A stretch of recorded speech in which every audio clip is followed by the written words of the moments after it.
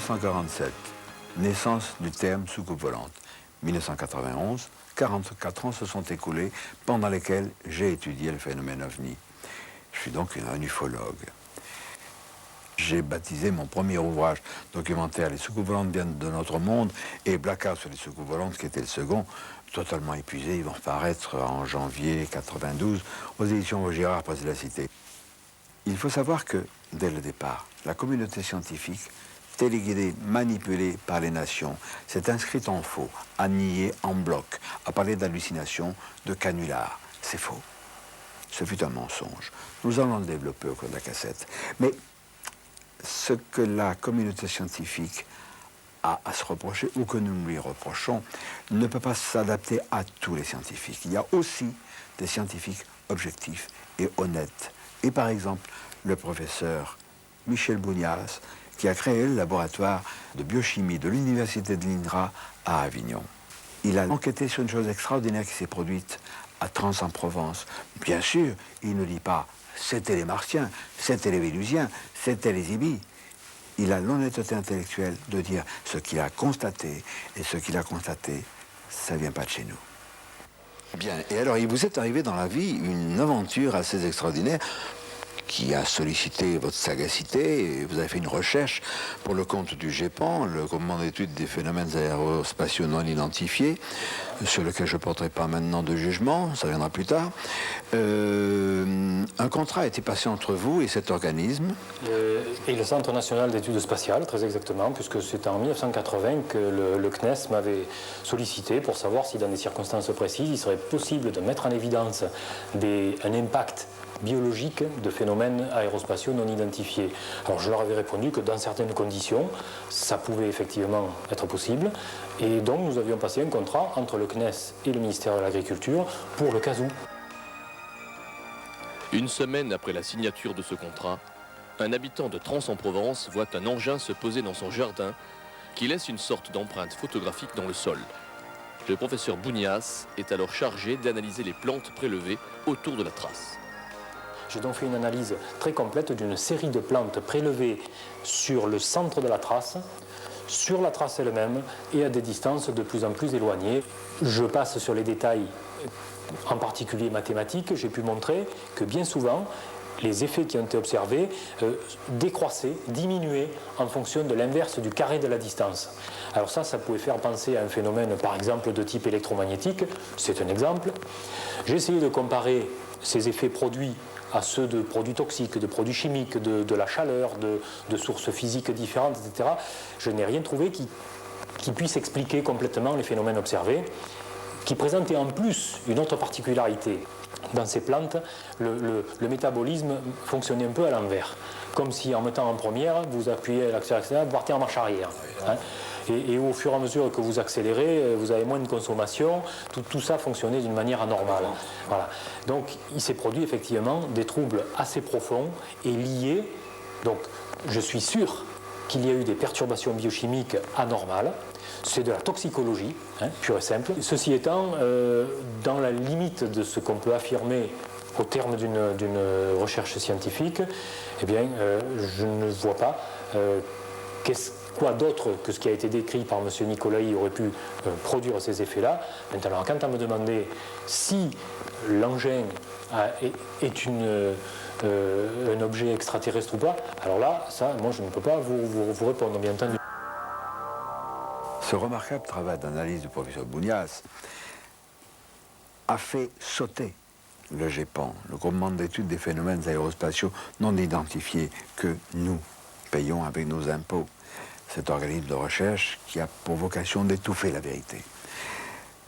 Il a sauté parce que l'analyse du professeur Bounias est inattaquable. Alors il a sauté, mais malheureusement, d'autres continuent à sévir sous le titre de CEPRA. C'est la même équipe, c'est le même lieu, CNES à Toulouse, Centre national d'études spatiales. Le CEPRA, ça veut dire Service d'études des phénomènes de rentrée atmosphérique. Alors là, c'est toujours la même histoire, ça n'existe pas, c'est du bidon, des hallucinations.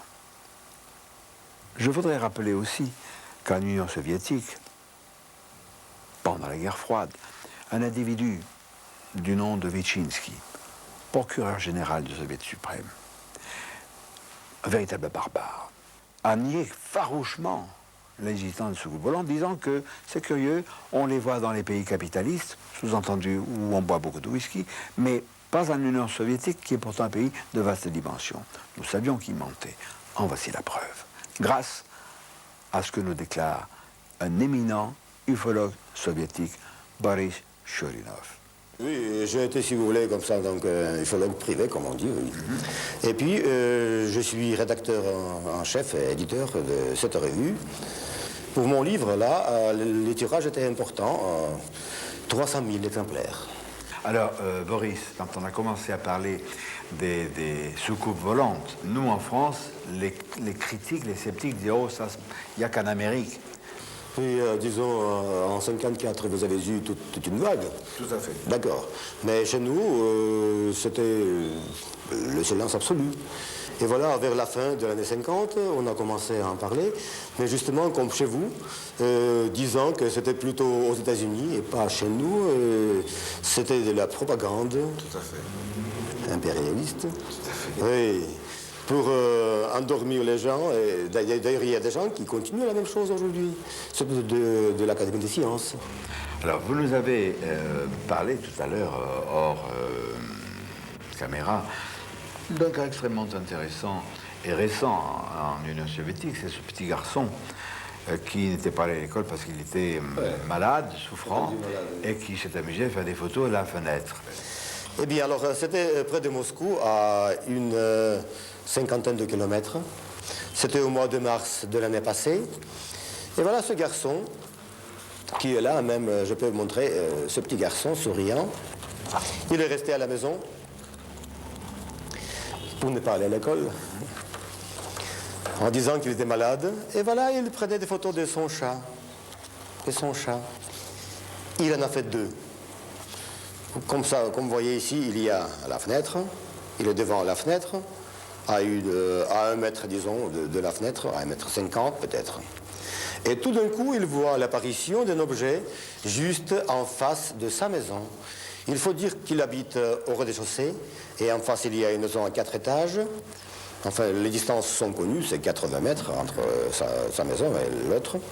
Alors lui, il comprend que c'est un ovni, il fait la première photo. Mais tout de suite, il s'approche de la fenêtre, il en a fait une autre, et il prend la décision de continuer jusqu'à la fin du film. Et vraiment, on peut parler de la gage. Ici, il y a quelque chose qui ressemble à 2 pattes, ou à 2 dispositifs, disons, qui s'ouvrent pour que ce petit objet puisse sortir. Mais ici, attention, ici, plus de pattes. C'est ça. Ils sont nettement séparés. Nettement séparés. Bon, nettement séparés. Et voilà, on arrive à la 8e séquence. Là, ils se sont bien écartés. Bien écartés. Donc, pas de pattes. Et vous voyez cet écartement. Et puis, ce qui est très important, le film n'est pas découpé. Alors, ça se présente en entier. Continuité. Continuité absolue. Et chaque cadre est numéroté. Et comme ça, on ne pourra pas parler des trucs, des trucages. Enfin, moi, je vais essayer de faire un document sérieux.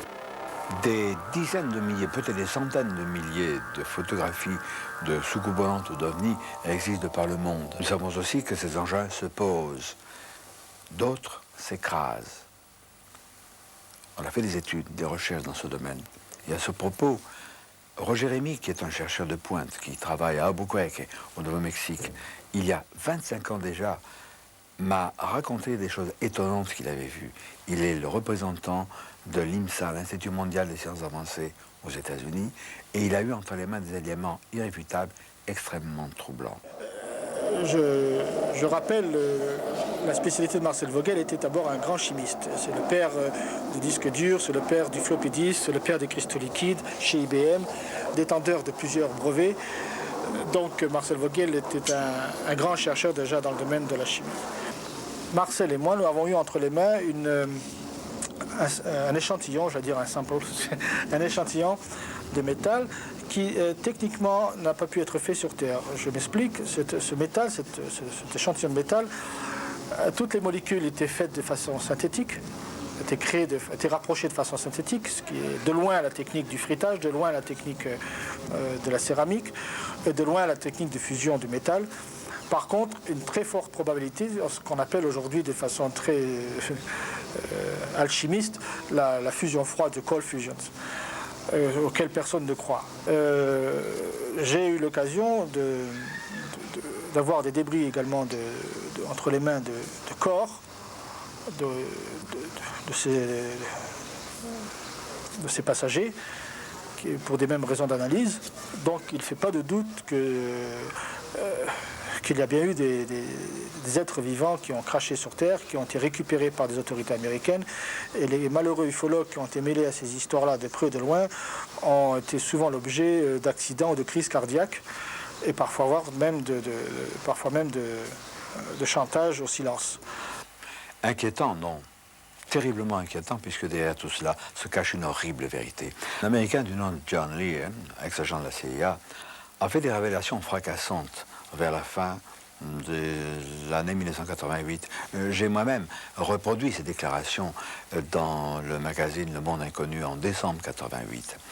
Il s'agit d'accords passés entre les autorités américaines, le président Truman en l'occurrence, c'était en 1946-1947, et une espèce extraterrestre inamicale. Un organisme secret tout puissant fut créé sous le nom code de Majesty 12, autrement dit Majestic 12 ou MJ12, où il est question de gris de ces êtres de petite taille. Nous y reviendrons. Sujet tabou que j'ai abordé et développé dans mes deux romans vérités, Ibi Alerte Rouge et L'Entité Noire d'Amouka, aux éditions Vaugirard, presse de la Cité. Ce n'est pas de la fantaisie, ce n'est pas, hélas, de la science-fiction. C'est quelque chose de vrai, d'inquiétant, qui nous concerne tous, nous, les êtres humains. Des gens sérieux, des techniciens tels que, par exemple, Robert Hastings, qui est un éminent technicien en photographie aux États-Unis, que j'ai rencontré à Albuquerque, au Nouveau-Mexique, va nous parler de certaines choses touchantes à cette horrible vérité. De façon générale, le gouvernement américain a classé top secret les informations concernant les ovnis depuis 1947. On peut dire que depuis 1953, la CIA a senti que ce problème concernait la sécurité nationale et elle a pris la relève de l'US Air Force pour la coordination des recherches concernant les ovnis. Cela continue encore aujourd'hui. J'ai un intérêt particulier pour les documents concernant les armes nucléaires.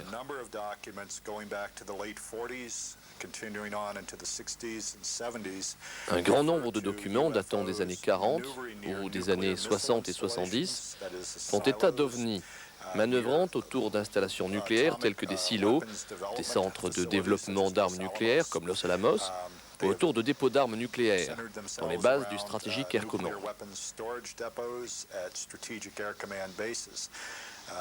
Les documents indiquent clairement que le personnel de ces installations décrivait des objets en forme de disque ou de soucoupe qui ne faisaient aucun bruit et qui parfois tournaient autour du silo à une altitude d'à peine 60 mètres.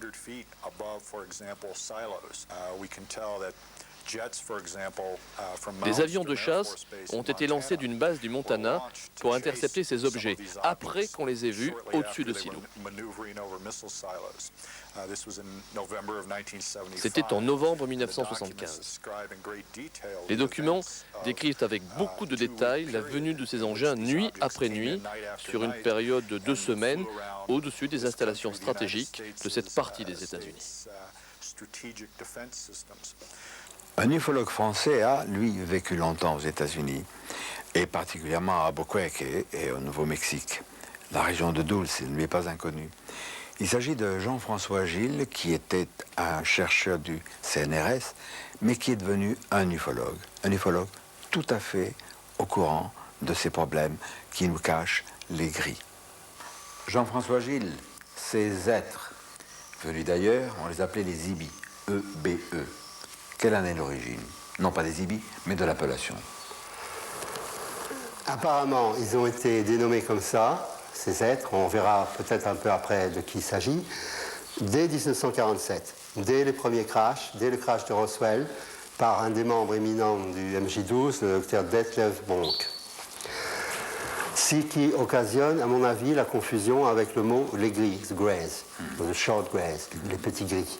C'est que la dénomination EBE, EB, a été connue dans les années 80, à savoir pour nous à la fin des années 80, de même que la terminologie les gris, les the greys, les petits gris, aussi à la fin des années 80. Mais l'expression gris, c'est une expression ouverte, c'est-à-dire qui était employée par les gens qui s'en occupaient, alors que l'expression EBE est une expression officielle employée dans des documents ultra secrets en 1947 et après. Contrairement à ce qu'on pourrait penser, les ibis, les gris, ne sont pas une œuvre d'imagination. Sylvie Houssaye les a reconstitués tels que des portraits robots à la suite de divers témoignages. Bon, et prenons l'exemple du gris. C'est à partir du témoignage de Luli Oswald, qui habite au Brésil et qui est professeur de musique dans différentes universités. Et elle a été enlevée avec un jeune garçon, ami de son fils, et ils ont subi des examens médicaux, même sexuels, enfin, et sous hypnose, elle s'est souvenue de tout ça. Donc elle a fait la description bien détaillée de ces petits êtres de petite taille, 1m30 environ, aux yeux très noirs, très perçants, au visage triangulaire. Elle parlait par exemple que la peau ressemblait à celle d'un rat mouillé. Donc d'après toutes les descriptions qu'elle a fait en public, le 5 septembre 88, lors d'un congrès à Rio, j'ai pu, grâce à tous ces détails, faire ce portrait robot. Pour ce qui est de l'autre portrait robot, c'est après une trentaine de témoignages où j'ai pris tous les points communs. Et on arrive à peu près à ce personnage qui est déjà plus stéréotypé, un petit peu ce qu'on retrouve dans des films, c'est moins typé que le gris, là, poilu. Hein. George Andrews est un ufologue américain, un ufologue de pointe. Il est l'auteur de Extraterrestrial Among Us, qui n'a pas été traduit en français. Il travaille à un nouvel ouvrage, Extraterrestrial Friends and Foes, extraterrestres, amis et ennemis. Il va nous expliquer les dessous de ces accords secrets passés entre les ibis et les militaires ou le gouvernement aux États-Unis. La base, selon l'air du traité, c'est qu'en échange de la technologie militaire, nous devrions donner aux gris des bases souterraines. On devrait les permettre d'enlever des citoyens américains, mais c'était compris à condition de les ramener sans leur faire du mal. En bon état. Les ramener en bon état. Et ensuite, ils avaient le droit de mutiler des animaux. Mais seulement des animaux. Seulement des animaux. Et ils devaient donner une liste des citoyens qu'ils avaient enlevés, MJ12, au chef du projet. Donc, en résumé, il donnait de la technologie spéciale que nous n'avons pas encore, en échange de quoi il recevait un petit pied-à-terre et la possibilité de faire quelques expériences inoffensives. C'était présenté comme une étude purement scientifique pour voir comment fonctionnait notre planète et tout cela. Mais quand ça a commencé à se gâcher, quand ils ont compris que d'abord, ceux qui ont été enlevés, ils avaient mis des implants. Comment dire des implants? Des implants. Des implants qui ont ensuite contrôlé ces gens, comme nous contrôlons des animaux sauvages, à qui nous faisons des implants. On a enlevé beaucoup plus de citoyens que n'était prévu. Parfois, ceux qui ont été enlevés disparaissaient à tout jamais. Bref, que ça devenait une situation hors de contrôle. Et c'est à ce moment que, d'après John Lear, il y a eu une dispute au sein de MJ12. Et il y avait ceux qui voulaient continuer à supprimer les informations, des autres qui voulaient tout dire au public pour les avertir de la catastrophe. Les gris souffriraient d'une grave carence génétique. carence qu'il compenserait grâce à des enzymes prélevées sur des muqueuses de mammifères vivants. C'est l'explication des nombreuses mutilations animales constatées dans certaines parties du monde, et notamment aux États-Unis. Les humains, eux aussi, sont visés dans le cadre de ces expériences génétiques. Il y a deux cas. Là, bon, moi, j'ai pas les noms dans la tête pour l'instant, mais on les trouve dans des tas de publications maintenant, de femmes qui se rappellent avoir été enlevées. L'une, dans un cas, c'était parce qu'elle avait assisté avec sa fille à la mutilation d'un veau. Alors voilà pourquoi on peut faire la connexion, le rapprochement aux histoires de mutilation de bétail. Donc cette femme a été enlevée avec sa fille, et évidemment elle avait très peur de subir le même sort que le veau, qui a été mutilé, une mutilation classique, les yeux, la langue, les parties sexuelles, pendant qu'il était vivant, bien sûr. Et à cette femme, on lui dit non, calme-toi, ça ira très bien. C'est juste un avertissement, quoi, en fait. Bon, et puis il y a un autre cas. Et il semble qu'une partie, bon, il y a une phase en ovni, et après, ça se passe dans un endroit souterrain. Alors pourquoi on dit que c'est souterrain, finalement, je suis bien en train de le dire. Hein, il y a toute l'enquête qui est à refaire. Mais, bon, là, effectivement, tout d'un coup, je ne vois pas si ça peut être dans un lieu très grand. Il semble que ce sont les personnes qui ont eu un sentiment intime qu'elles étaient sous terre, qu'on leur a dit. Bon, voilà. Et puis il faudrait dire à nos amis européens qui, eux, ne sont pas au courant, parce qu'on n'a rien révélé. Il n'y a que nous, les ufologues avancés, qui avons répandu cette information. Il faut dire que les enlèvements de personnes sont nombreux aux États-Unis, en particulier les femmes. Il y a eu des régressions sous hypnose, et l'on a appris que ces femmes, on les avait enlevées pour des raisons particulières. Je crois qu'on peut en parler. De particulier, non. Tu veux dire que si on fixe la terminologie, rencontre de troisième type quand on voit des entités, rencontre de quatrième type quand il y a un enlèvement, rencontre de cinquième type quand il y a des manipulations sur le corps de la victime, parce qu'on peut parler de victime, il s'agit dans la plupart des cas de gens qui ont été enlevés sans leur consentement. Ce sont des crimes punis par la loi aussi bien aux États-Unis qu'en France, que partout dans le monde. Quand il s'agit de femmes, il y a des cas où ces femmes sont apparemment fécondées, se retrouvent enceintes. Il y a des cas, justement, où, au bout de quelques mois, disons 3-4 mois de cet ordre, elles ne sont plus enceintes, alors qu'il n'y a eu ni fausse couche, ni avortement thérapeutique. Et il semble qu'elles aient été renlevées, parce qu'on a des cas d'ébullition, je simplifie au maximum. C'est pas une seule source, ni un seul cas, c'est des tas de cas, enfin des dizaines de cas, et un certain nombre de sources indépendantes, complètement indépendantes à mon avis. Je pourrais expliquer pourquoi. Et donc ces femmes sont enlevées une première fois, fécondées, enlevées une seconde fois, le fœtus est prélevé, l'embryon est prélevé, et il y a même des cas où elles sont réenlevées une troisième fois, quelques années après, il y a présentation d'enfants. Il s'agit d'un enfant hybride. Il y a une source publiée qui est celle de, non pas de Whitley Strieber, mais de Wade Hopkins, dans le bouquin qui s'appelle Invaders, les envahisseurs. Je ne sais pas s'il est traduit encore en français. Non, et ça, c'est une source publique. On peut l'acheter dans des monoprix en Amérique. Comme le confirment diverses sources, les Gris ont installé d'immenses bases souterraines, principalement aux États-Unis. Selon John Lear, une des bases les plus importantes est située dans l'État du Nouveau-Mexique, près de la petite ville de Dulce.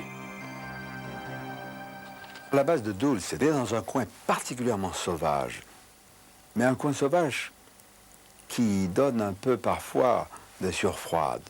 C'est à l'extrême nord-ouest de l'État du Nouveau-Mexique, c'est à 2000 et quelques mètres d'altitude, et dans ce secteur nord-ouest, il y a le mont Achuleta qui, lui, est à 2400 mètres d'altitude, en quelque chose près.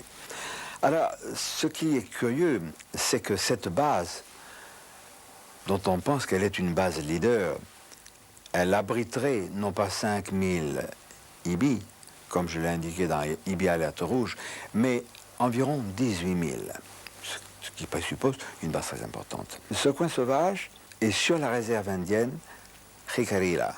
Ce sont des Apaches. Nous étions, quelques amis et moi, dans la région vers le milieu du mois d'août 1991. Nous avons vu ce secteur, c'est impressionnant. Nous avons interrogé des gens qui reconnaissent qu'effectivement, il y a plusieurs passages d'OVNI dans la région. Nous n'avons pas pu voir cette base. Nous espérons y retourner un jour. Je ne suis pas sûr que nous puissions la voir. Et on n'est pas sûr non plus d'ailleurs d'en revenir. Ça, c'est une autre histoire. Alors, voici 2 témoignages importants. J'étais alors dans le désert au sud de Belen, au Nouveau-Mexique. Il y a une route qui va à Montener et j'étais à 8 km au nord de cette route.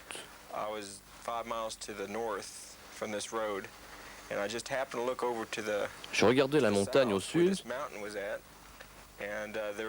lorsqu'il y a eu un flash lumineux au-dessus de cette montagne qui s'est dissipé.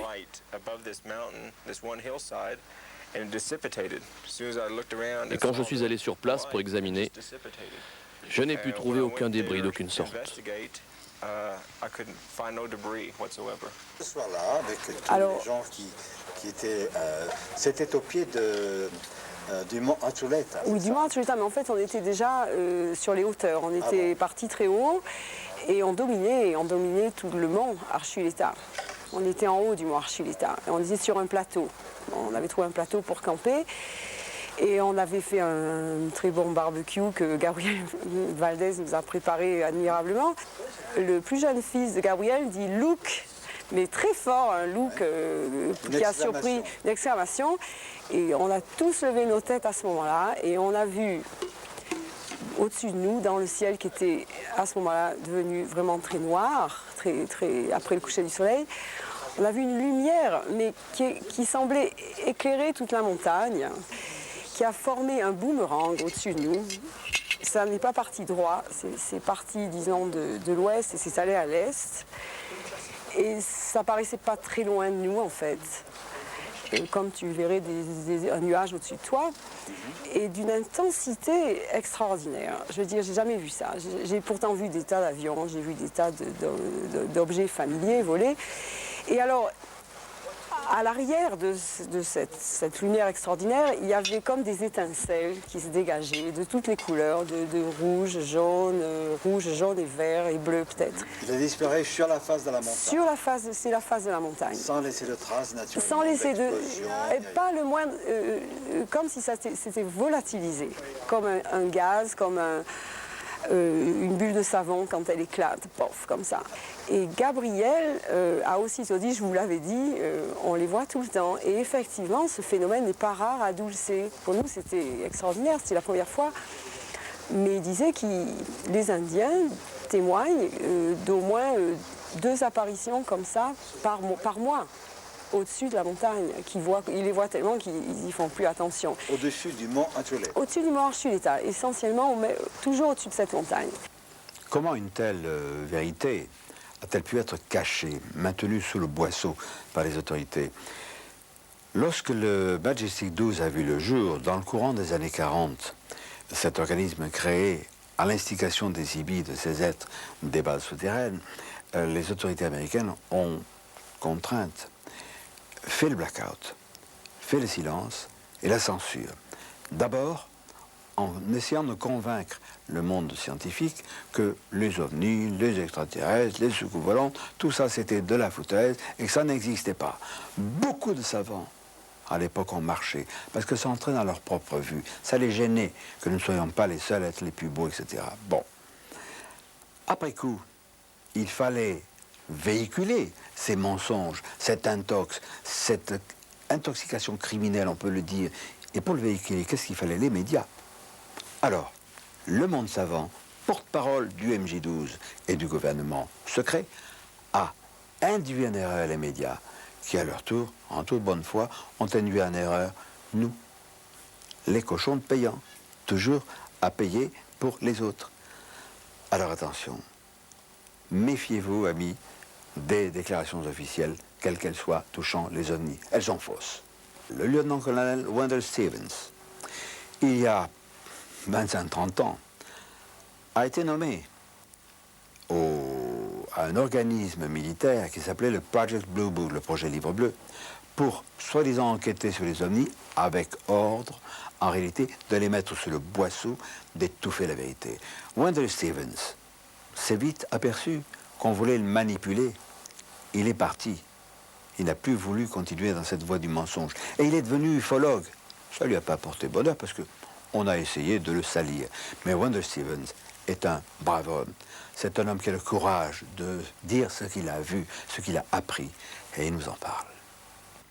I think that MJ12 exists at a very high level Le MJ12 existe à de très hauts niveaux, mais probablement pas dans la structure officielle du gouvernement.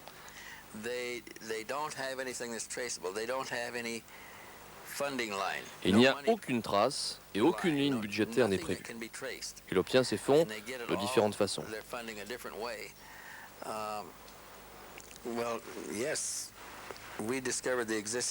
Nous avons découvert son existence en 1979. C'était une société très secrète, composée de 6 militaires et 6 scientifiques.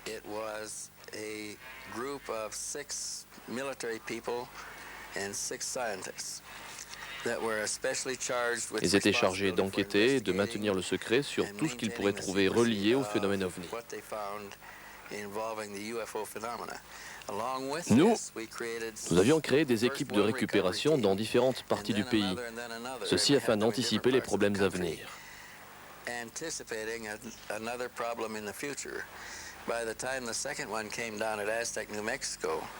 Lors du crash d'Aztec au Nouveau-Mexique, nous avions une équipe juste à côté, de l'autre côté de la frontière, au Colorado. Ils ont pu observer l'approche de cet objet, visiblement hors de contrôle.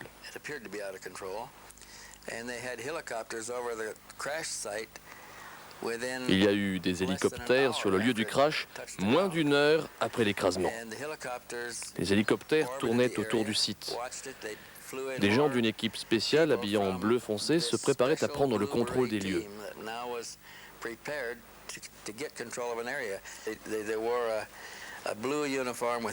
Ils avaient un uniforme bleu sans marque que je connaisse, ainsi qu'un béret bleu. Ils ont pris en charge le secteur et ont fait partir toutes les autres autorités policières.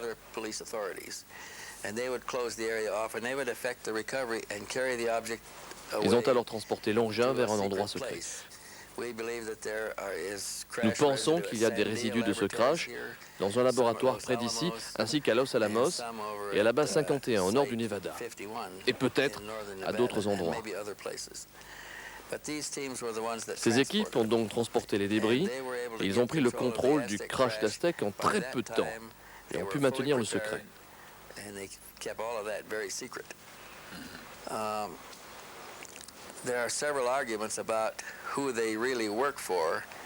Il y a plusieurs arguments en ce qui concerne les personnes pour qui ils travaillent. Mais les membres clés du gouvernement sont également souvent membres du MJ12. Plusieurs officiers étaient membres du MJ12 et peut-être encore maintenant.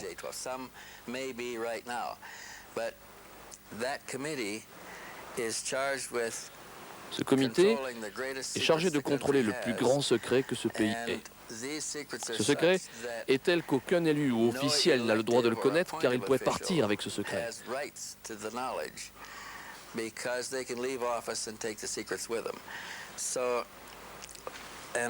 Donc, un officier ou un officiel du gouvernement doit avoir un besoin très spécifique pour avoir accès à ces informations.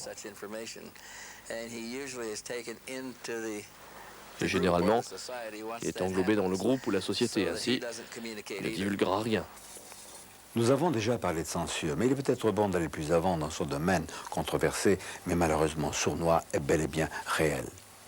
Et ce qu'on a noté, c'est que le grand public est tellement conditionné par 40 ans de mensonges qu'il prend tout cela à la rigolade. La presse sérieuse ne parle des ovnis que pour rigoler, tandis que les tabloïds, ils font une censure à l'inverse. Ils exagèrent tout, ils en rajoutent, on exagère et réduit à l'absurdité de cette façon-là. Et c'est très instructif que, par exemple, les tabloïds, le National Enquirer, le propriétaire, c'est en effet un ancien du CIA. Les médias ne sont pas les seules victimes.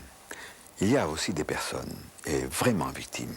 Par exemple, Tout d'abord, on a nié l'existence du MJ12, c'était facile, ça rendait service aux canailles de la science et aux canailles des médias qui sévissent de par le monde, mais il y a quand même des documents. Par exemple, cette lettre du président Truman adressée à James Forrestal, alors secrétaire à la Défense aux États-Unis. C'était le 24 septembre 1947. Il lui parle du MJ12.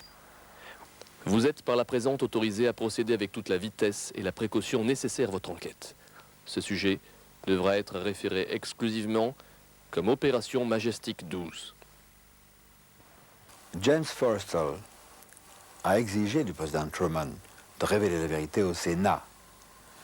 On l'a convaincu qu'il était souffrant, déprimé, et qu'il était nécessaire de le garder quelques jours à l'hôpital Bethesda de la Navy, un grand hôpital au nord-ouest de Washington. Et là, 3 agents de la CIA l'ont étranglé, ont attaché un drap autour de son cou, on l'a défenestré, et malheureusement, le drap a cassé. Et ça fait mauvais effet, ça fait désordre, c'est ainsi qu'on a appris qu'il s'agissait d'un assassinat qui a été nié officiellement. D'autres cas sont connus, peut-être moins définitifs. Celui, par exemple, de Paul Benewitz. Dr Paul Benewitz, qui est un industriel. Oh, c'est pas la maison Ford, c'est pas Chrysler, etc. C'est un petit industriel du Nouveau-Mexique qui, un jour, sur son ordinateur, a capté un dialogue entre Kirtland Air Force Base, c'est de la base de l'Air Force, qui est mitoyenne de l'aéroport d'Albuquerque, l'aéroport civil, et une autre source qu'il pense avoir identifiée, en celle de Dulce, la fameuse base. Alors il a été sidéré de comprendre que cette base IBI, extraterrestre, communiquait avec une base de l'Air Force. Et il a dit, ben, je vais me mettre dans le circuit. Et Kirtland lui a dit, oui, c'est peut-être intéressant, on va se voir. Et là a commencé une abominable intoxication qui a diminué Benewitz. Bien, on a la confession de Bill Moore au congrès du MUFON en 1989 à Las Vegas, où Bill Moore s'est accusé, a fait des aveux en public devant 400-500 personnes. J'y étais, comme quoi il avait participé à un travail d'équipe pour déstabiliser, pour détruire l'équilibre affectif et émotionnel de Benewitz. Et qu'il y avait de nombreux, par exemple, bris de domicile, comment ça s'appelle, effractions. Il déplaçait des objets, il faisait des petits montages avec des personnages, mettons, déguisés dans sa rue. S'il appelait un membre de sa famille, le temps que la personne arrive, bien entendu, il n'y avait plus rien. Et n'importe quelle personne, même la plus solide, si on fait ça suffisamment longtemps, avec suffisamment de savoir-faire, et il y a du savoir-faire, la personne craque. Si on croit ce que dit Bill Moore, Richard Doty de l'US Air Force lui aurait ordonné de fournir à Paul Benewitz de fausses informations.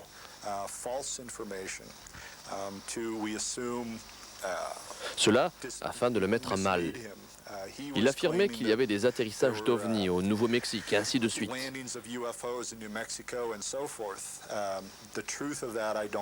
La vérité sur tout cela, je ne la connais pas.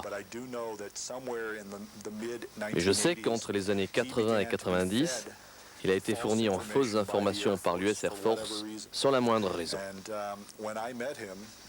Quand je l'ai rencontré, je ne suis pas un professionnel de la santé mentale, mais je dirais que sa santé mentale était plutôt précaire.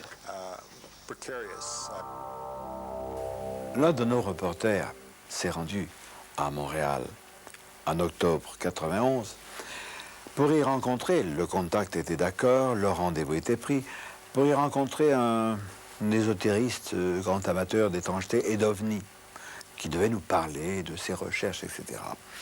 Et comme c'est le cas fréquent dans le problème de l'ufologie, il y a eu un incident de parcours, un incident de route.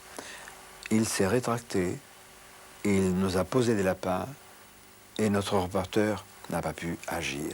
En France aussi, il y a des preuves de pression, et je dis bien des preuves. Vous savez, ou ne savez pas, et il est important de vous l'expliquer, que les archives publiques sont régies par des lois sévères, à bon escient d'ailleurs, on ne peut pas les divulguer n'importe quand, il y a un rituel à respecter. Ce que vous ignorez, amis, c'est que sont classés archives publiques tous les rapports de gendarmerie concernant les témoins d'observation d'OVNI, d'atterrissage ou de rencontres du troisième type. Alors, dans le journal officiel du 5 janvier et dans le journal officiel du 12 décembre 1979, vous pouvez me le procurer pour quelques francs en photocopie. Il est précisé que si les archives publiques concernent une personne, bon, la divulgation ne peut être faite avant 50 ans. Mais imaginez un gendarme qui, pour des raisons personnelles, ne croit pas aux ovnis, est contre les ovnis, n'aime pas les ovnis, ni les ufologues, il va chercher la petite bête, parce qu'il connaît la loi. Un gendarme connaît la loi. Alors il va demander au témoin, voilà, Madame Dupont, Monsieur Durand, vous dites avoir vu un engin, etc. Très bien, vous allez bien? Vous avez une bonne santé? Ah oui, absolument. La dame lui dit, ah, mon Dieu, je me suis fait une égratignure, j'ai encore au pied, mais tout va bien. Le gendarme note, Madame Dupont nous a déclaré ce jour souffrir d'une petite égratignure et de corps au pied. J'exagère. Mais ça, c'est une connotation de santé. Et la censure n'est pas de 50 ans. Elle est alors de 150 ans. Mais en France, la censure n'existe pas. On nous prend donc vraiment pour des crétins. Notre groupe d'ufologues de pointe et d'extrême pointe, d'ufologues qui savent prendre des risques. Il y a Alain Ranguis, qui est un jeune chercheur de CNRS, et Patrick Gambe, qui est un technicien de l'EDF. Ils ont eu à pâtir, tout comme moi d'ailleurs, de menaces, de harcèlement. Et Patrick Gambe va nous raconter ses propres problèmes. Oui, c'est suite à... On est rentré à l'IMSA, au conseil d'administration de l'IMSA, et ça a commencé le 7 septembre 1985. Alain venait de rentrer de congé, et puis ça a commencé par des coups de téléphone, anonymes bien entendu. Relation, c'est-à-dire qu'on nous mettait en communication sans qu'on appelle Alain et moi-même. C'était des lettres anonymes, détérioration sur les véhicules, et ça a duré pendant plusieurs mois. Alors, Patrick nous a parlé de septembre 1985. C'est à peu près à ce moment-là que je mettais une main un peu définitive à un bouquin documentaire qui s'est appelé « Le monde étrange des contactés ». Et là, ça commençait à déplaire aux canailles du MJ12. Et ça s'est intensifié. Et un soir, nous avions rendez-vous, Patrick Gambe, son épouse Bernadette, Alain Ranguis et Brigitte, son épouse, ma femme et moi, pour dîner et parler de nos problèmes. Et nous étions donc chez moi. Nous nous installons et là, c'est devenu l'enfer. Jusqu'à 1h du matin, l'heure à laquelle nous nous sommes séparés, les agressions téléphoniques n'ont pas cessé. Absolument. N'ont pas cessé. Et c'est là que, exaspéré, j'ai sorti mon automatique. Je n'ai pas tiré sur le téléphone, évidemment, mais j'ai actionné la culasse et j'ai dit à celui qui était au bout du fil, dont j'entendais la respiration, je lui ai dit, espèce de... J'ai dit un mot rimant avec épinard. Je lui ai dit, espèce de... j'espère que tu as compris ce que c'était que ce bruit que je viens de faire, et en l'occurrence, j'espère aussi que tu tireras plus vite et mieux que nous, si un jour nous sommes confrontés. Et c'est là que nous avons, quelques jours après, reçu une lettre anonyme, bien sûr, de l'un de ces individus qui nous harcèlent, en disant « Oui, mais moi, j'agis contraint et forcé, j'ai des enfants ». En parlant vulgairement, il avait la trouille. Et aujourd'hui, nous sommes, disons, vers le dernier trimestre 1991, les harcèlements téléphoniques continuent. Allô, Jimmy, décroche. Ah, salut. Oui, salut, c'est Vito Cul.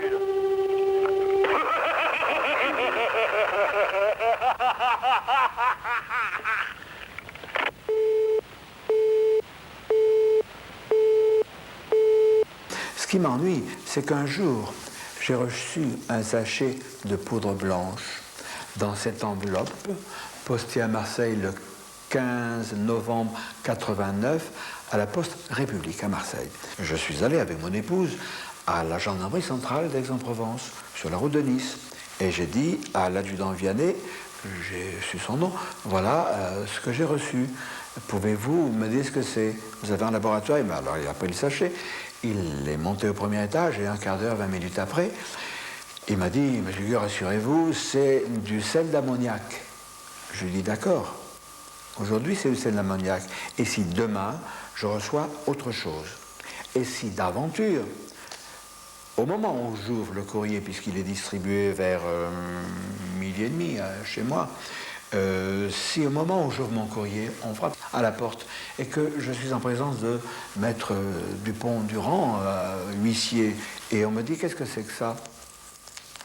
Alors je dirais, je ne sais pas, je viens de le recevoir. Comment puis-je prouver que je ne tripatouille pas de la drogue? Si effectivement on vous en envoie un sachet par la poste et que dans le même temps on vous dénonce pour trafic de drogue, vous aurez les plus grandes peines du monde à vous disculper.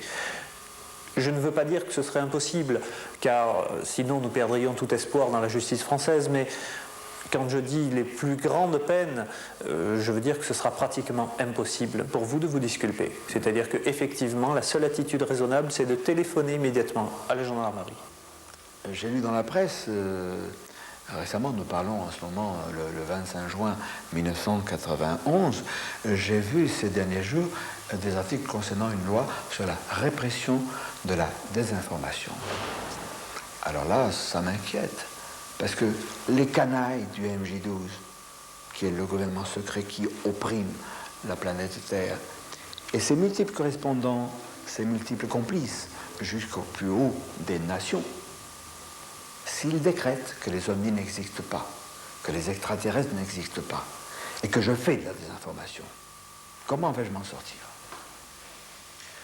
Là encore, chaque loi intervient à travers un pouvoir politique. Le pouvoir politique donne l'orientation de la loi. Il est bien évident que s'il ne s'agit que d'une loi pénale, d'une intervention sur la répression, par exemple, du trafic de drogue, il n'y a pas d'intervention politique à faire. C'est une intervention qui se fait à travers le parquet. Ceci est tout à fait classique. Maintenant, une loi sur la répression de la désinformation est effectivement éminemment dangereuse parce qu'il suffira au pouvoir politique de qualifier une information de fallacieuse ou de fausse ou de désinformation pour faire entrer cette information de facto dans le cadre du champ d'application de la loi pénale et donc de poursuivre certains comportements qui sont considérés comme étant de la désinformation. Effectivement, vous n'aurez absolument aucun moyen de vous en sortir si un pouvoir politique a décrété que les ovnis n'existaient pas et que le fait d'en parler était considéré comme de la désinformation ou une attitude anti-française ou contraire à l'ordre public français ou risquait de causer un trouble à l'ordre public français. À ce moment-là, effectivement, vous n'aurez pratiquement aucune chance de vous sortir de cette situation, sauf à amener à ce moment-là devant les juges médusés un petit homme vert sur le bureau du magistrat qui, de toute façon, ne pourra que prétendre qu'il s'agit d'une poupée puisque nous savons tous que les ovnis n'existent pas dans le gouvernement, bien entendu. Des pressions s'exercent aussi en France. Pourquoi? Parce que les grilles ne sont pas exclusivement aux États-Unis, ils sont partout, et même chez nous, dans notre sous-sol. René Varino, tu diriges depuis de nombreuses années le CEOF, le Centre d'études OVNI France, oui, il faut bien le préciser, qui publie le bulletin Contact OVNI. Et nous nous sommes retrouvés aujourd'hui sur le site du plateau d'Albion, autour duquel nous avons passé des nuits et des nuits d'observation depuis la décennie écoulée. Et là, un jour, un vieux monsieur a vu quelque chose. Comment les choses se sont passées? Oui, ben, effectivement, ce vieux monsieur dont tu parles là est une personne, un retraité qui vit ici, à Saint-Christophe, et qui vivait ici à l'époque puisqu'il est mort. Et cette personne-là a rencontré une autre personne que nous connaissons, un fonctionnaire, oui, c'est un fonctionnaire sur Marseille, là, que nous connaissons. Et ce fonctionnaire était en train de faire des études de recherche ici sur le plateau d'Albion. C'est au moment où il y avait les fameux travaux de la base qui s'installaient, bien entendu. Fin des années 69, début 70. À peu près. Gigantesque chantier. Ah oui, il y avait un chantier énorme. Et donc notre bon vieux monsieur, notre retraité, promenait là dans la région, comme il avait la coutume de le faire évidemment. Et il a confié à notre ami qu'il n'en aurait pas parlé à tout le monde à ce moment-là, mais effectivement il avait rencontré lors de l'une de ses promenades, sortant d'un taillis, un petit être comme nous connaissons les ibis en ce moment, qu'il a décrit textuellement ce petit être comme les ibis que nous connaissons. Mais à l'époque, évidemment, on ne connaissait pas encore l'histoire des ibis qui se passe actuellement en Amérique, bien entendu, dans les bases militaires, et dont nos travaux nous ont amenés à faire des études dont tu as participé aussi, avec nos veillées et tout ça, et à concrétiser cette observation qui avait été faite, puisque nous avons eu d'autres rapports concernant la région sur cette affaire-là. Alors parlons un peu plus en détail de ce plateau d'Albion, qui est le site du 1er régiment de missiles à ogive nucléaire. Il faut savoir que sur le plateau, l'on a recensé 350 avennes, cavernes et gouffres, certains d'une importance impressionnante. Il faut savoir aussi que des études ont été faites systématiquement, et il y a un magnifique ouvrage, Les cavernes d'Albion, faisant un tas de recherches hydrologiques et spéléologiques par le groupe de l'AREPA, qui est un groupe de professionnels de la spéléologie, sous la houlette, sous la coordination de Gérard Gobert.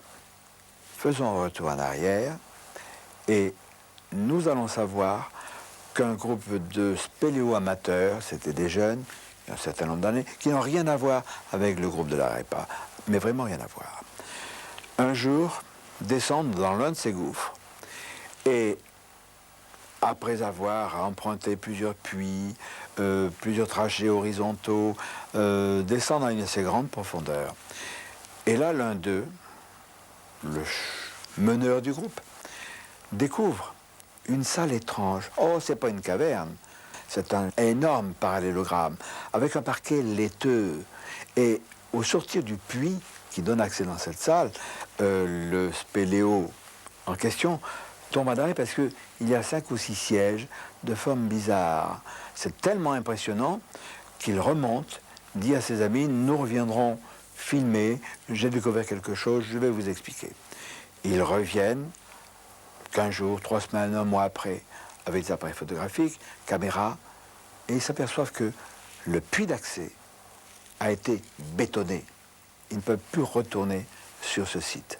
Ce qu'il faut savoir aussi, et ça c'est inquiétant, c'est que des groupes d'individus, tout de noir vêtus, que j'appelle dans l'entité noire d'Andamuka les forces delta, prennent possession de la base, se livrent à des travaux mystérieux. Ces individus apportent leur propre ration alimentaire. Ils ne mangent pas à la cantine, aux messes. Ils viennent avec leur propre véhicule et ils repartent de même. Et à ce moment-là, l'état-major reprend possession de sa base. Certains braves bidas, il y a un certain nombre d'années, je reste volontairement vague, ont vu ce qu'ils n'auraient pas dû voir, à savoir, dans une grande salle, à un premier étage, où se trouvent des ordinateurs, ils ont vu une dizaine de ces individus au teint blafard. Il ne s'agit pas de petits gris. Ces individus ont l'aspect humain, mais ils sont bizarres. L'un de ces êtres a vu qu'un militaire, regardez, on s'est emparé de ce brave garçon. Il est sorti de la base, on l'a conduit à l'extérieur, on l'a tabassé. Un passage à tabac en règle qui lui a valu 2 mois et demi d'hôpital.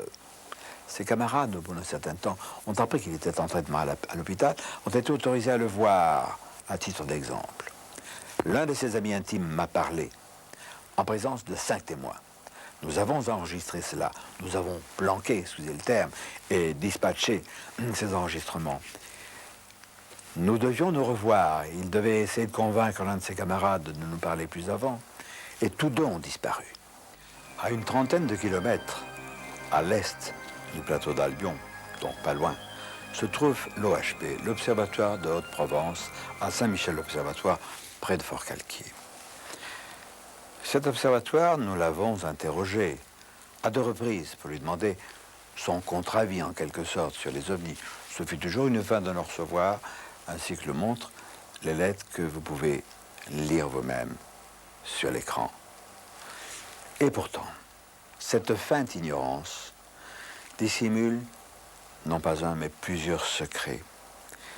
Nous avons eu la chance d'avoir dans nos relations, depuis peu de temps, grâce à mon voyage aux États-Unis, des contacts avec, appelons-le le professeur Duchemol. Ce chercheur a travaillé à plusieurs reprises, et pendant longtemps, à l'Observatoire de Haute-Provence. Il y a découvert un certain nombre de secrets.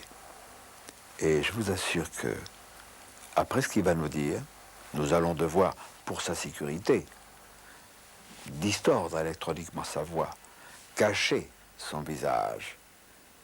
Mais je vous donne ma parole que ce qu'il dit est vrai. Et si je dois choisir, moi, un des vieux de la vieille de l'ufologie, qui a l'habitude des traquenards et des campagnes de contre-vérité, c'est sa parole que je vais croire. Il y aurait des souterrains à l'OHP. Il est exact qu'au moins 3 tunnels sont disposés sur le site. L'un fait une centaine de mètres devant les bâtiments qui abritent les services techniques et des laboratoires. Dans ce grand tunnel, il y a plusieurs armoires de métal. L'une de ces armoires contient d'innombrables photos de soucoupes volantes. Les unes envoyées par des témoins, les autres prises par des astronomes au télescope. On appelle cette armoire spéciale l'armoire secrète. Ces clichés n'ont jamais été réexpédiés à ceux qui les ont envoyés. Il y a aussi des pièces secrètes. Il y en a même une qui est blindée. Elle renferme des stocks de photos tout aussi secrètes. La pièce secrète n'est pas souterraine. Elle est voisine du laboratoire et de l'administration. Ok. En quelles occasions avez-vous appris tout cela? No comment. J'ai pris beaucoup de précautions pour vous joindre, monsieur Vieux. Et pour venir dans ce studio, j'ai redoublé encore de précautions en m'assurant que je n'étais pas suivi. Vous ne connaissez pas ma véritable identité, cela dans mon intérêt et dans le vôtre. Je ne répondrai pas à votre question. Même en étant étranger à votre pays, j'encours des risques. Pouvez-vous nous donner des détails sur ces risques? Non, l'entretien est terminé. Bonne chance, monsieur Vieux. Et soyez très, très prudent. À propos de secrets, je crois qu'il faut rendre hommage à une agence de presse en particulier, l'ATP, l'Agence transcontinentale de presse, qui scrupuleusement répercute les informations concernant les ovnis. Elle n'est pas responsable, évidemment, de l'autocensure pratiquée par certains journaux. D'autres journaux sérieux, le VSD par exemple, n'hésitent pas à publier des articles sans se moquer. C'est tellement facile de rire de façon imbécile des ovnis. Nous avons également Les Hommes Volants. Il s'agit d'une revue parachutiste, une revue très connue depuis 1949, qui n'hésite pas à présenter des articles de fond. Il y a naturellement des revues spécialisées, Contact OVNI par exemple, ou encore Phoenix, ou bientôt Chetty, enfin l'IMSA, l'EM qui va changer de look, et UFO Bulletin depuis les Baronnies. Tout ça est extrêmement intéressant et je pense que ça mérite d'être indiqué dans cette période d'intox, de campagne de contre-vérité, de debunking, diraient nos amis américains. Ça n'exclut pas, bien entendu, les dangers. Il existe un certain nombre de contactés, de gens qui ont eu des contacts avec les occupants de ces engins, mais il y a des choses plus subtiles, plus mystérieuses. Des gens qui ont reçu des implants, comme cette jeune femme, Claudia Roux, qui est artiste peintre, comme son époux, Roger Roux, et qui a vécu dans son enfance une aventure curieuse. Vous êtes parti en colonie de vacances en Haute-Savoie. En Haute-Savoie. Oui. Alors vous aviez quel âge? J'avais 12-13 ans. Bon, bien sûr, comme tout enfant en colonie, on était habillé en short, en basket. Et on arrive près du camp, parce qu'à ce moment-là, on faisait un camp. Et mon lacet de tennis était défait. Alors je me suis accroupie et en me baissant, étant bien évidemment mon genou s'est plié. Et c'est à ce moment-là que j'ai vu quelque chose sortir de mon genou. Vous n'étiez pas seule. J'étais avec ma petite camarade. Bon, ça ne m'a pas semblé inquiétant sur le moment, mais lorsque j'ai vu que ça sortait régulièrement, alors c'était ici, juste là. Bon, j'ai toujours eu l'impression que c'était un peu comme un périscope, parce que ça sortait régulièrement, sans interruption. Quel était l'aspect marron, un peu comme du bois. Marron strié de marron plus clair. C'était pointu en haut, pointu en bas, grand de ça à peu près, et poli, comme un galet poli par l'océan, et un peu visqueux, comme huilé. Bon, et lorsque cette chose est sortie et que la monitrice l'a jetée, bon, ça faisait un petit trou. Et juste après, dans la journée, ça n'a pas saigné, ça s'est fermé et plus rien. Plus de traces. Bon. Il n'y a plus eu de traces pendant des années. De longues années même. Et un jour, je me suis aperçue, je ne l'ai pas vu grandir. Disons que je m'en suis aperçue d'un seul coup, ça y était pas, et le lendemain ça y était, parce que je ne l'ai pas vu venir. Et j'ai eu donc cette chose que l'on appelle maintenant, je le sais, un kyste de rejet, c'est-à-dire que le corps qui a eu quelque chose forme un kyste parce qu'il y a eu un corps étranger. Et quelques années plus tard, ce kyste, disons 2 fois dans la semaine, après ça cessait pendant des mois, me faisait une douleur, mais très très violente, et j'ai dit un peu comme une douleur qui serait venue de l'extérieur, passant par le centre de mon corps et passant tout droit. Et un jour, ça s'est arrêté, je n'ai plus rien senti, je n'ai plus rien vu, et j'ai ça, il n'y a plus de manifestation, il n'y a plus rien. Tout au long de cette vidéocassette Vérité, il a été question essentiellement des short greys, des petits gris, ces êtres de petite taille, qui sont à tout le moins inamicaux. Mais je ne voudrais pas qu'on se méprenne.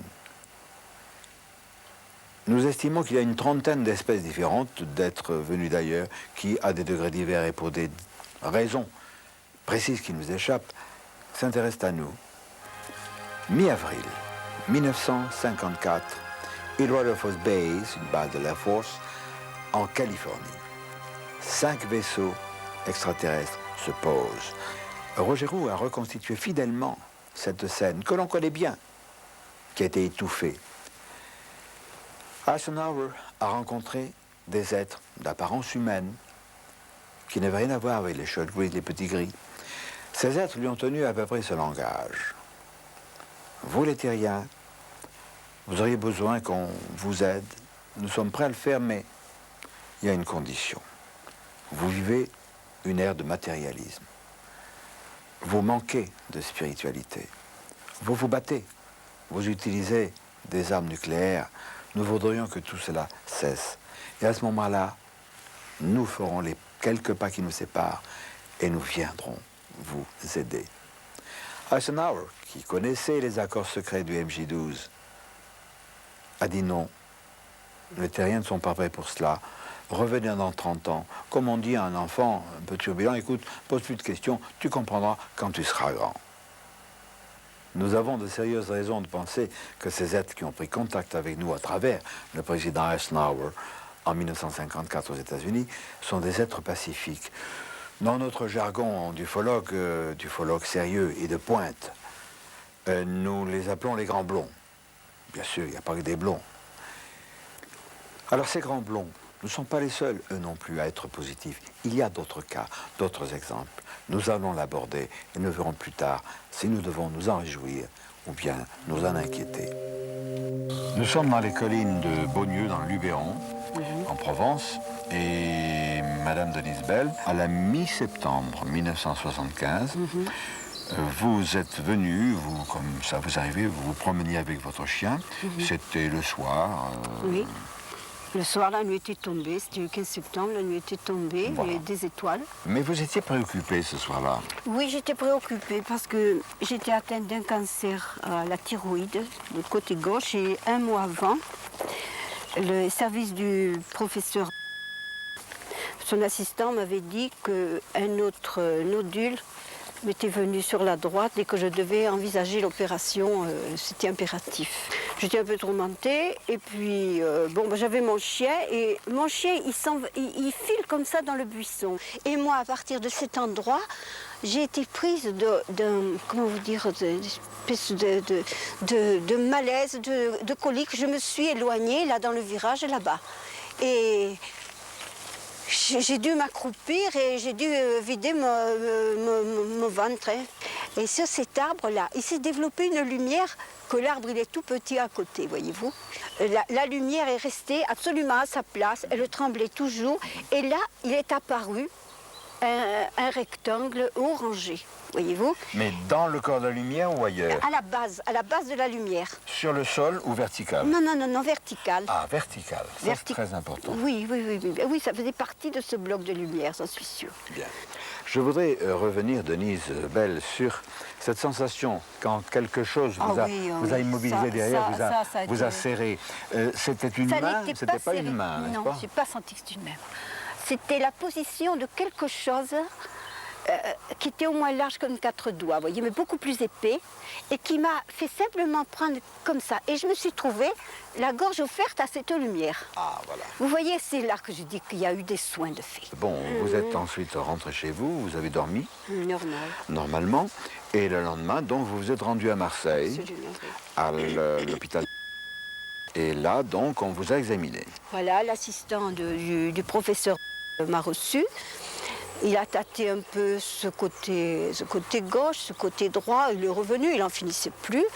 Et il m'a dit, écoutez, je ne comprends pas, je vais aller chercher l'autre assistant. Il est allé chercher l'autre assistant. Celui-là a fait la même chose et il a dit, je vais chercher le professeur. On m'a dit que j'étais guérie. Ils ont constaté une guérison complète. Ah, il a dit, il n'y a plus rien. Mais j'ai dit, plus rien, je peux reprendre mes activités. Il m'a dit oui. Alors imaginez-vous un peu la joie que j'avais. Et alors là, il y a une chose, c'est que moi-même, je ne m'en rendais pas compte, j'avais une énergie que je n'avais jamais eue avant. Je me suis trouvé des énergies, de l'assurance, mais c'est pas possible. Ça m'a complètement transformée, ça m'a complètement changé. Je voudrais vous raconter une histoire extrêmement banale et fantastique à la fois. En août 91, j'étais au Nouveau-Mexique. Et je suis allé avec mon épouse et quelques amis au marché annuel artisanal indien de Santa Fe. J'abrège, nous étions une foule considérable. Mes amis étaient allés chercher des vivres pour pique-niquer. Et ne les voyant pas, je pars à leur recherche et je m'écarte un peu, ne les trouvant pas.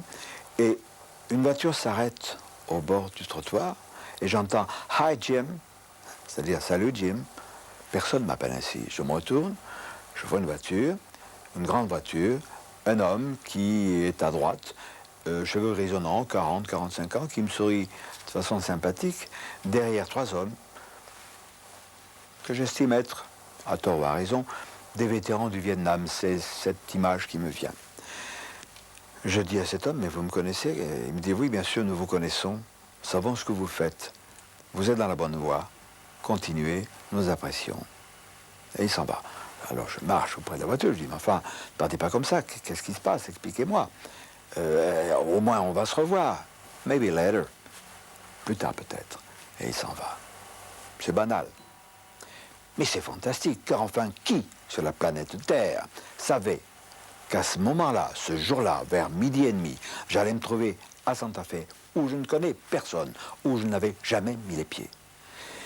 Je crois que ces hommes étaient des gens de la CIA, mais pas les MIB, de Men in Black, les hommes en noir, pas les sinistres agents exécuteurs du MJ12. C'était les bons. Comme il existe dans le KGB également des bons. Alors c'est intéressant parce que ça autorise à penser que, à un haut niveau, la résistance est en train de s'organiser. Je crois que c'est important parce que nous avons eu des précédents. C'était le signal, c'était l'indicatif des émissions de Radio Londres. Ces émissions qui apportaient une bouffée d'espoir de la part d'un inconnu qui s'appelait le général de Gaulle. Bien sûr, je ne suis pas le général de Gaulle numéro 2. Je ne vous dis pas, armez-vous, planquez les armes, on va s'entraîner, on va les foutre dehors, les grilles. Non, pas du tout. C'est un simple rappel, car la résistance est en train de naître. Je crois que c'est une bonne chose. Rappelons-nous aussi ce qui s'est passé à Edward Foss Base en avril 1954, quand Eisenhower a rencontré les Grands Blonds. Il leur a dit « Revenez dans 30 ans, faire la paix, ne plus nous battre, nous désarmer, tout ça, on verra plus tard. » Que se passe-t-il depuis 2 ans? La chute du mur de Berlin, la réunification de l'Allemagne, la libéralisation de la Russie grâce à la perestroïka, à la glasnost de Gorbatchev, de Boris Yeltsin, Shevardnadze qui vient de revenir. C'est encourageant. Tout cela ressemble à l'application graduelle des consignes des Blonds, qui nous ont dit en quelque sorte, aidez-vous et nous vous aiderons plus tard. Je crois que ce plus tard est en train d'arriver. Alors c'est une fantastique bouffée d'espoir. Et malgré l'inquiétude des gris qui sont sous nos pieds, je crois qu'il faut espérer. Il faut espérer, tout en faisant quand même un clin d'œil à nos frères de l'espace, aux chevaliers de lumière, avec notre ami Silvio Houssaye, qui est un merveilleux illustrateur, mais qui est aussi un auteur, compositeur, interprète de talent. Mais avant cela, une conclusion provisoire avant d'autres cassettes de cette série Les Portes du Futur. Que la force soit avec vous et avec nous. Alerte rouge. Les terriens parlent aux terriens.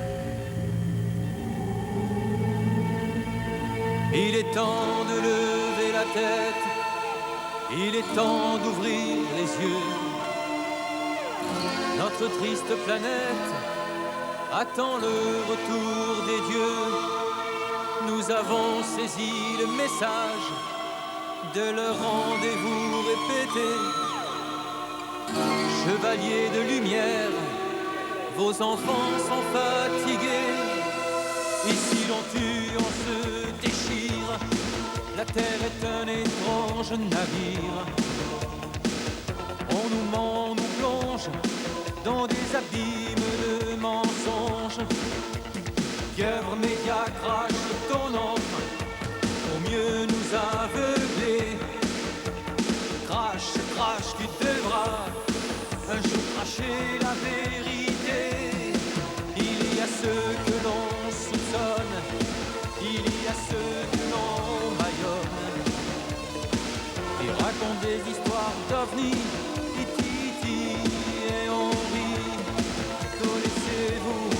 La dernière, en Arkansas, en Australie, il y aurait sous la terre des petits gris, des iris.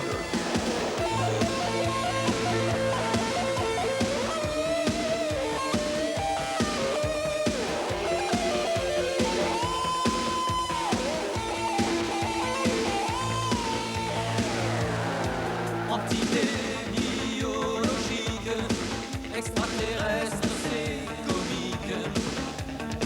Ça fait passer un moment entre le foot et le Liban. Merci à vous, chefs militaires, Majestic 12 et CIA.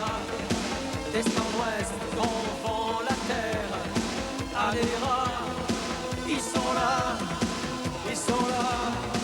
les yeux froids, visiteurs, prédateurs. On dit qu'ils tuent, qu'ils nous mutilent, qu'en génétique ils sont habiles, que nos frères de l'espace viennent briser la menace, que le voile se déchire, donnant raison à John Lee. Il est temps de lever la tête, il est temps d'ouvrir les yeux. Notre triste planète attend le retour des dieux. Dans le ciel des cathédrales et de grands chariots de feu, au-dessus des capitales, vous n'en croirez pas vos yeux.